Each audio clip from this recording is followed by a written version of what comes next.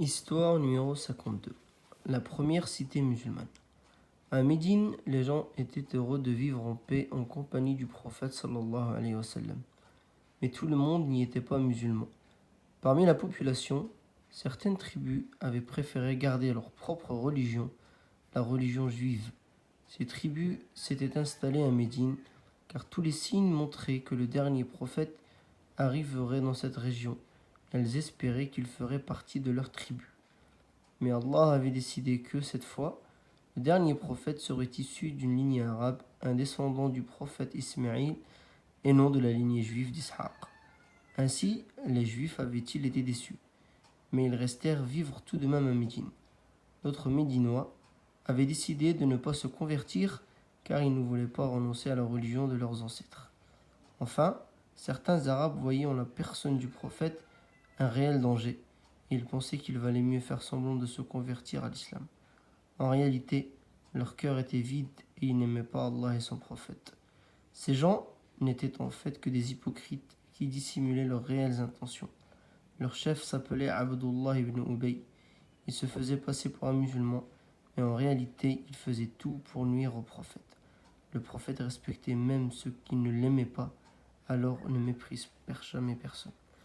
Le prophète sallallahu alayhi wa sallam était conscient de toutes les forces en présence, mais il voulait surtout vivre entre tous et en paix. Il rassembla toutes les tribus et leur parla avec douceur, leur promettant la paix et la justice s'ils étaient fidèles. Il leur demanda d'être solidaires entre eux, quelle que soit la religion de chacun. Il donna leurs droits à tous sans se montrer injuste. Par contre, ils devaient être unis en cas d'attaque extérieure.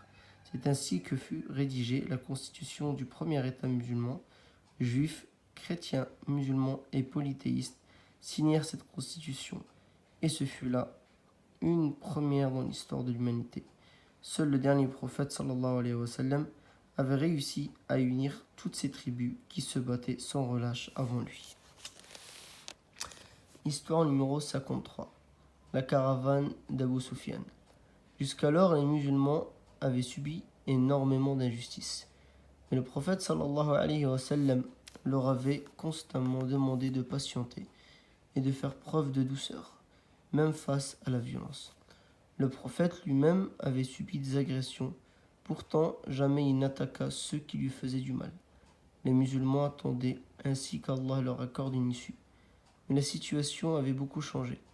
Les polythéistes mécois et les hypocrites médinois s'étaient jurés d'éliminer l'islam et le prophète. Les Mécois se préparaient à lever une armée pour attaquer Médine, soutenus par les hypocrites. Pour cela, ils avaient besoin d'argent et d'armes. Ils envoyèrent donc une énorme caravane commerciale composée de 1000 chameaux dans le Chem et qui appartenait à Abu Sufyan, l'un des plus grands notables de la Mecque. Les bénéfices de cette caravane leur apporteraient de quoi monter une armée contre les musulmans. Allah nous appelle à réparer les injustices. C'est alors qu'Allah révéla à son messager que l'heure de la riposte avait sonné.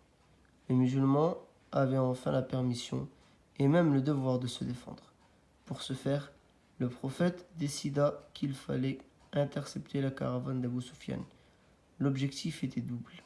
D'abord, cela empêcherait les Quraysh de lever une armée. Ensuite, il s'agissait de récupérer le montant des biens que les Muhajiroun avaient dû abandonner à la Mecque lors de l'Hégire. Médine se trouvait entre le Chem et la Mecque. Pour retourner à la Mecque, les polythéistes devaient donc nécessairement passer près de Médine. Le prophète appela donc les musulmans à lever une petite armée composée de Muhajiroun et d'Ansar. Et ils ne furent que 313 à partir pour se confronter à l'armée mécoise car les musulmans n'étaient pas encore très nombreux à l'époque. Ils avaient à peine 70 chameaux qu'ils se partageaient pour se rendre à Badr. Une bourgade située à 150 km de Médine, c'est l'endroit que le prophète sallallahu alayhi wa sallam avait choisi pour intercepter la caravane.